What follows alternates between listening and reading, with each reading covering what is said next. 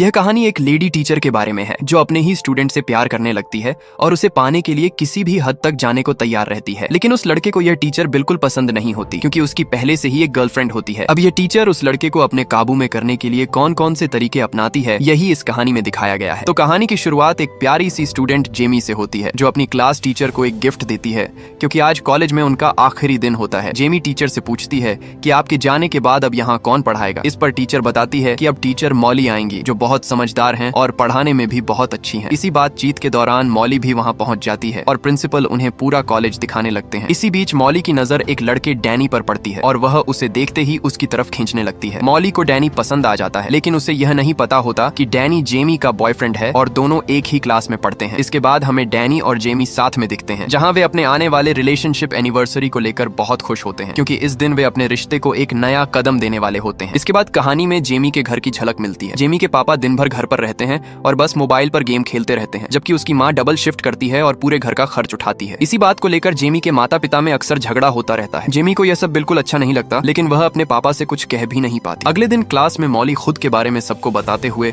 बार बार Danny की तरफ देखती रहती है। क्लास खत्म होने के बाद वह डैनी से कहती है कि उसकी पढ़ाई कमजोर है इसलिए उसे एक्स्ट्रा क्लास लेनी चाहिए। डैनी उसकी बात मान लेता है और एक्स्ट्रा क्लास के लिए तैयार हो जाता है। मॉली उसे अपने पास बिठाती है और कहती है कि अगर उसे अच्छे कॉलेज में एडमिशन चाहिए तो उसे रोज उससे पढ़ना शुरू करना होगा। असल में यह सब मॉली की चाल होती है। वह जानबूझकर यह सब कर रही होती है ताकि डैनी के करीब आ सके। लेकिन डैनी अगले दिन की क्लास के लिए मना कर देता है क्योंकि उस दिन उसकी और जेमी की एनिवर्सरी होती है। यह सुनकर मॉली को बिल्कुल अच्छा नहीं लगता। जब डैनी वहाँ से जाने लगता है तो मॉली उससे उसका फोन नंबर ले लेती है। घर पहुंचने के बाद मॉली का पूरा ध्यान डैनी पर ही रहता है और वह सोचने लगती है कि किसी तरह जेमी और डैनी को अलग कैसे किया जाए। तभी उसके दिमाग में एक आइडिया आता है। अगले दिन वह जानबूझकर जेमी को असाइनमेंट में सी ग्रेड दे देती है। यह देखकर जेमी को बहुत बुरा लगता है। क्लास खत्म होने के बाद जेमी मॉली के पास जाती है और उसे बताती है कि वह एक मिडिल क्लास फैमिली से है और उसे अच्छे ग्रेड्स की जरूरत है ताकि वह अच्छे यूनिवर्सिटी में एडमिशन ले सके और स्कॉलरशिप भी मिल सके। इस पर मॉली उससे कहती है कि अगर उसे अच्छे नंबर चाहिए तो वह यह असाइनमेंट दोबारा तैयार करके कल लाए, तब वह उसके ग्रेड्स बढ़ा देगी। यह सुनकर जेमी मॉली को अपनी एनिवर्सरी के बारे में बताती है जो आज ही है। इसके बाद मॉली जेमी से पूछती है कि इन दोनों में तुम्हारे लिए क्या ज्यादा जरूरी है, अपनी एनिवर्सरी मनाना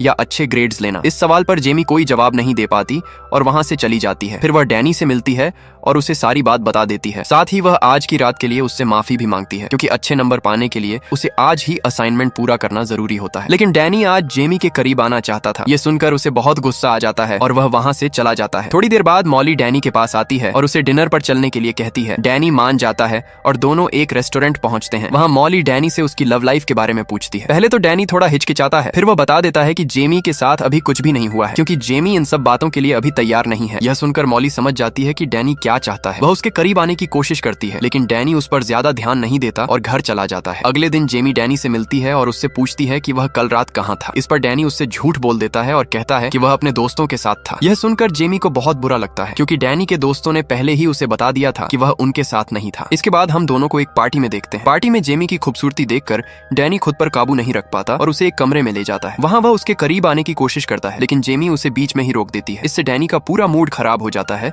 और वह वहाँ से चला जाता है। दूसरी तरफ मॉली जानबूझकर अपनी कार खराब कर देती है और डैनी को बुलाती है कि वह कार ठीक कर दे। डैनी वहाँ आता है और उसकी कार ठीक कर देता है लेकिन इस दौरान उसके हाथ गंदे और चोटिल हो जाते हैं। यह देखकर मॉली उसे अपने घर ले जाती है और तौलिए से उसके हाथ साफ करती है। वहीं वह फिर से उसके करीब आने की कोशिश करती है। इस बार डैनी खुद को रोक नहीं पाता क्योंकि अब सारी सीमाएं टूट चुकी होती हैं और दोनों के बीच रिश्ता बन जाता है। अगले दिन जब जेमी कॉलेज जाती है तो मॉली उसे फिर से असाइनमेंट में सी ग्रेड दे देती है। यह देखकर जेमी समझ नहीं पाती कि उसने इस बार तो बहुत अच्छा असाइनमेंट बनाया था, फिर भी उसके साथ ऐसा क्यों हो रहा है। तभी जेमी की नजर एक खाली क्लासरूम पर पड़ती है जहां मॉली और डैनी दोनों अकेले बैठे होते हैं। ये देखकर जेमी के मन में डैनी को लेकर शक पैदा होने लगता है। इसके बाद जेमी क्लास खत्म होने के बाद चुपचाप डैनी का पीछा करती है। वह देखती है कि डैनी सीधा मॉली के घर जा रहा है। जैसे ही डैनी घर के अंदर जाता है जेमी खिड़की से झांक कर देखने की कोशिश करती है। तभी वह देख लेती है कि मॉली और डैनी एक दूसरे को किस कर रहे हैं। यह देखकर जेमी सब कुछ समझ जाती है कि डैनी उसे धोखा दे रहा है। वह वहीं से रोती हुई चली जाती है लेकिन डैनी की नजर जेमी पर पड़ जाती है और वह उसके पीछे पीछे दौड़ता है। मॉली उसे रोकने की कोशिश करती है लेकिन डैनी नहीं रुकता। वह जेमी तक पहुंचता है और उससे माफी मांगता है। वह वादा करता है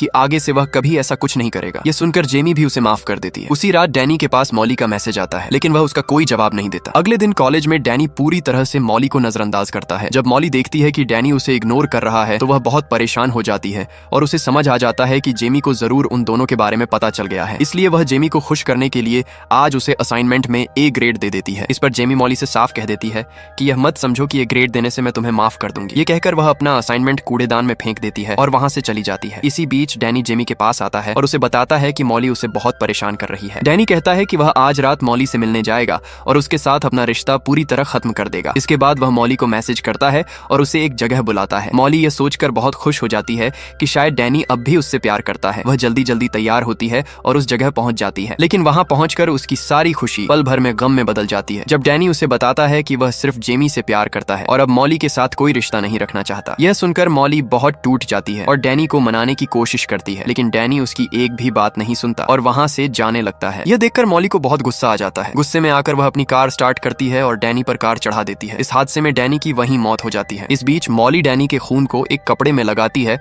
और वही कपड़ा जेमी की कार के बम्पर पर रगड़ देती है। साथ ही वह अपना फोन भी जेमी की कार में रख देती है ताकि सबको लगे कि डैनी की मौत के पीछे जेमी का ही हाथ है और उसी ने उसे मारा है। इसके बाद मॉली एक थिएटर में फिल्म देखने चली जाती है और फिल्म का टिकट अपने पास संभाल कर रख लेती है ताकि पुलिस को दिखा सके कि जब डैनी का एक्सीडेंट हुआ तब वह थिएटर में बैठकर फिल्म देख रही थी। फिर हम देखते हैं कि मॉली इंटरनेट पर एक मैकेनिक ढूंढती है और अपनी कार ठीक कराने के लिए उसे बहुत सारे पैसे देती है। वह इस बारे में किसी को कुछ भी नहीं बताती। दूसरी तरफ जैसे ही पुलिस को डैनी की लाश मिलने की खबर मिलती है, पुलिस तुरंत मौके पर पहुंच जाती है और यह पता लगाने की कोशिश करती है कि डैनी की हालत के लिए जिम्मेदार कौन है। उधर मॉली जेमी को भी उसके दोस्त डैनी की मौत की खबर देती है। यह सुनते ही जेमी घबरा जाती है और सीधे पुलिस स्टेशन पहुंचकर पुलिस को बताती है कि उसे अपनी क्लास टीचर पर शक है, क्योंकि पिछले कुछ दिनों से मॉली और डैनी के बीच अफेयर चल रहा था और कल रात डैनी मॉली से मिलने गया था ताकि सब कुछ खत्म कर सके। ये सुनते ही पुलिस देर नहीं करती और पूछताछ के लिए मॉली के घर पहुंच जाती है। वहां मॉली पुलिस से झूठ बोलती है और कहती है कि हमारे बीच ऐसा कुछ भी नहीं था। वह बताती है कि वह डैनी को सिर्फ एक अच्छा स्टूडेंट समझती थी। वह पुलिस को मूवी का टिकट भी दिखाती है और अपने खोए हुए फोन के बारे में बताती है, जो असल में उसने खुद जेमी की कार में रखा होता है। मॉली की बात सुनकर और टिकट देखकर पुलिस को भी लगने लगता है कि शायद वह सच ही बोल रही है। इसके बाद पुलिस शक के आधार पर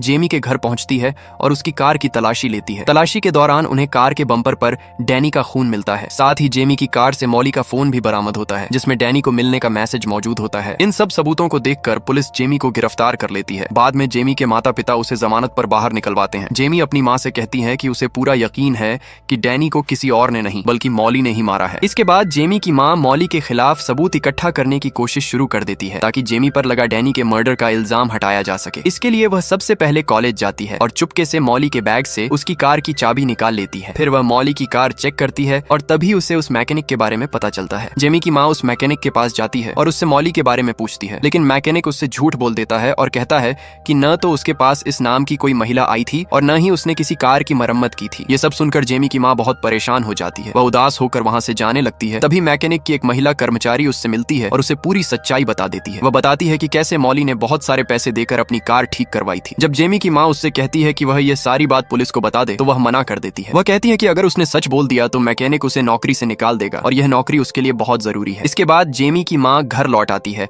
और अपने पति को सारी बात बताती है। जेमी भी चुपचाप यह सब सुनती रहती है। फिर जेमी अपनी माँ से कहती है कि उसे मॉली के घर जाना चाहिए, लेकिन उसकी माँ मना कर देती है। वह बताती है कि जेमी के पैर में पुलिस ने एक ट्रैकर लगाया हुआ है ताकि वह कहीं भाग न सके। इस वजह से वह खुद भी कोई रिस्क नहीं लेना चाहती। उस वक्त जेमी अपनी माँ की बात मान लेती है, लेकिन रात में जब उसके माता पिता सो जाते हैं तो वह चुपचाप अकेले मॉली के घर पहुंच जाती है। वह अपने फोन में रिकॉर्डिंग ऑन कर लेती है ताकि मॉली की सच्चाई रिकॉर्ड हो जाए, लेकिन उसका प्लान फेल हो जाता है क्योंकि मॉली को जल्दी ही पता चल जाता है कि जेमी उसे रिकॉर्ड कर रही है। वह गुस्से में जेमी के हाथ से फोन छीन लेती है और अपना सारा सच खुद ही उगल देती है। मॉली गुस्से में कहती है कि हाँ, उसी ने डैनी को मारा है और अब वह जेमी को भी जिंदा नहीं छोड़ेगी। यह कहते हुए वह चाकू उठाती है और जेमी को मारने के लिए आगे बढ़ती है। तभी अचानक वहाँ पुलिस पहुंच जाती है। दरअसल जब जेमी घर से बाहर निकली थी तभी पुलिस ने उसके पैर में लगे ट्रैकर की मदद से उसकी लोकेशन ट्रैक करनी शुरू कर दी थी। पुलिस समय पर पहुंच जाती है, जेमी को सुरक्षित बचा लेती है और मॉली को गिरफ्तार कर लेती है।